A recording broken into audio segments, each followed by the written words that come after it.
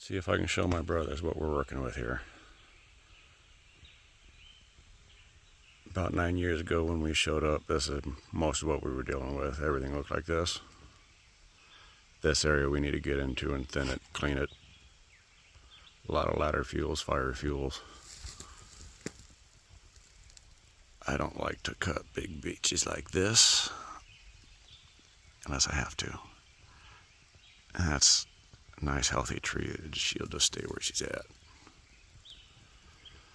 As far as species out here, there's a ton of it. You see little tiny maples here. And there's actually a lot of them. Large and small. They're everywhere. The rest of it's all fir and cedar. Doug fir, red fir, noble fir, all of it. That's a cedar there. See a lot of little ones.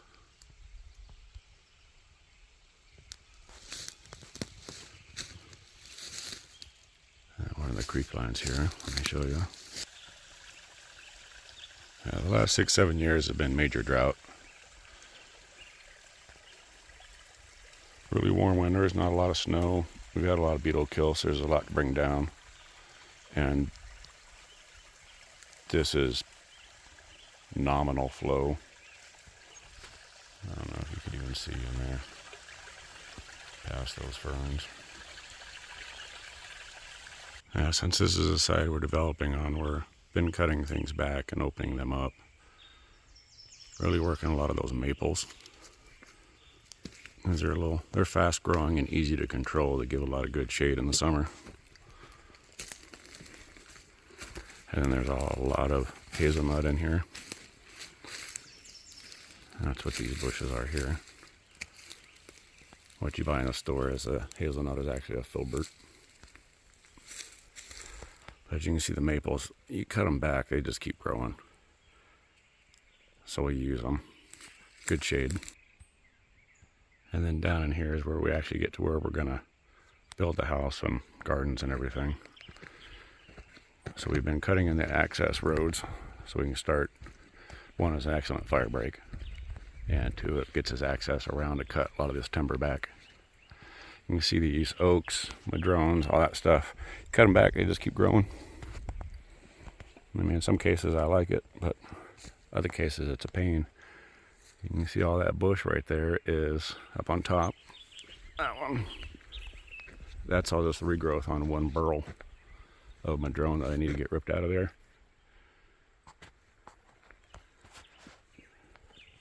Some mullein and yellow dock and some raspberries down in here.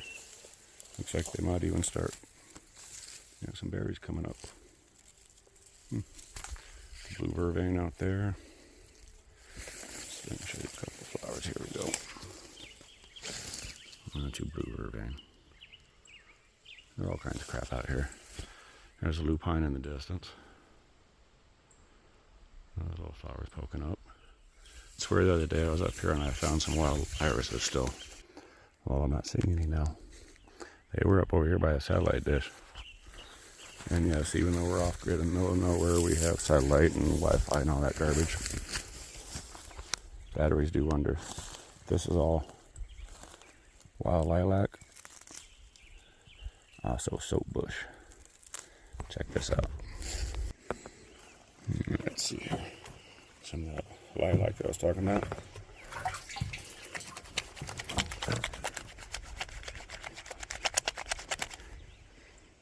It's soap.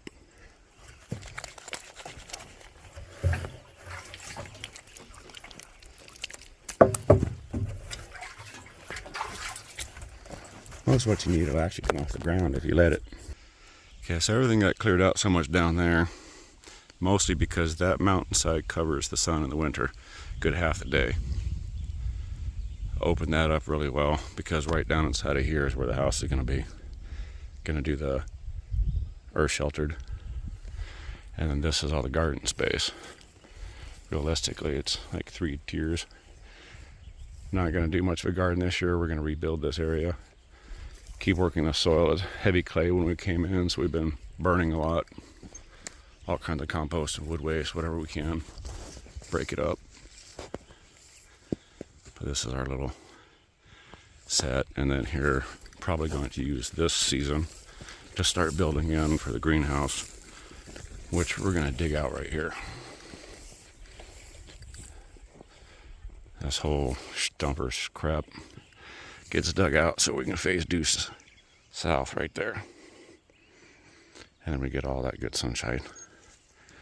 We need to thin some of these oaks over here, but that's not a problem. And then as far as some of the reasons for the wood up here, that's scrap like this. That giant madrone right there. My favorite is the standing silver. When you get into that stuff, it's just beautiful. And then let me get you up onto the burl here and you can see, I don't know how good this is going to show you for size, because it's a beast.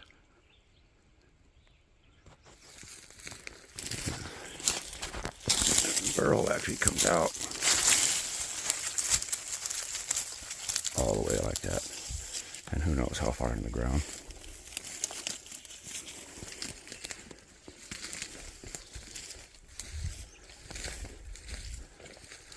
But that's probably 3 of me to put my arms around the base of that. I'm 6'4", so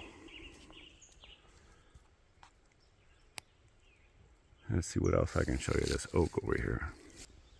Taking our little pathway into the garden here. I was setting up a cutoff ramp section that'll drop down right here, and this oak got in the way. And it's another burl down in there with a bunch of really nice ones coming up its side. So this is going to be fun on the mill.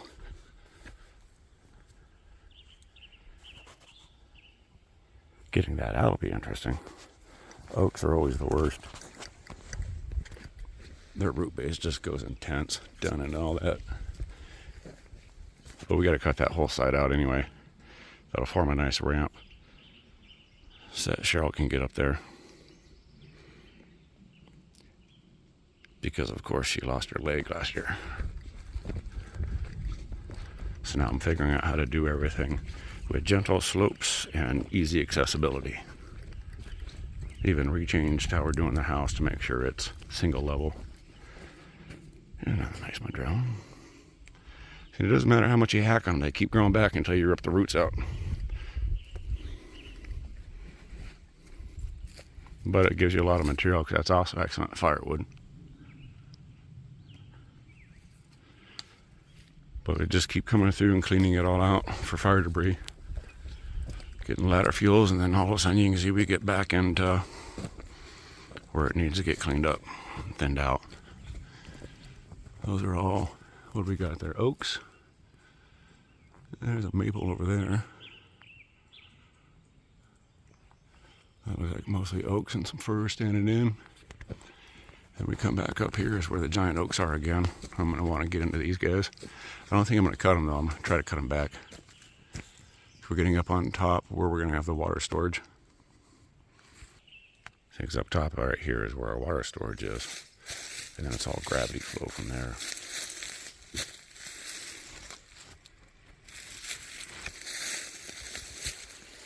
And yes, I'm a freak. I love all the little wildflowers. They're everywhere. And even though it's taking 9 years to get our home site, it's a little odd because that's the original, or actually I'd have to say that's probably a third cabin. This property was an original homestead from 1893. So it's always confused me why the home site permits have been so complicated with the fact that when we bought it, the archival documents came with federally granted water rights, mineral rights, and home site. It don't matter. 9 years later and a million hoops with the county, we got our home site. And I just spotted wild iris.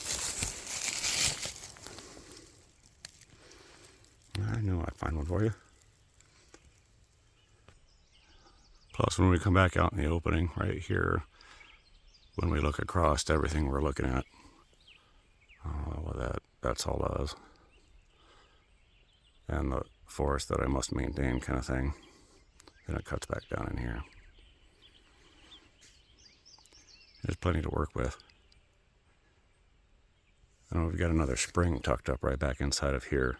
About a quarter mile off as a crow flies though, and a lot of terrain in between. So getting water from there to here is going to be a bit of a nightmare.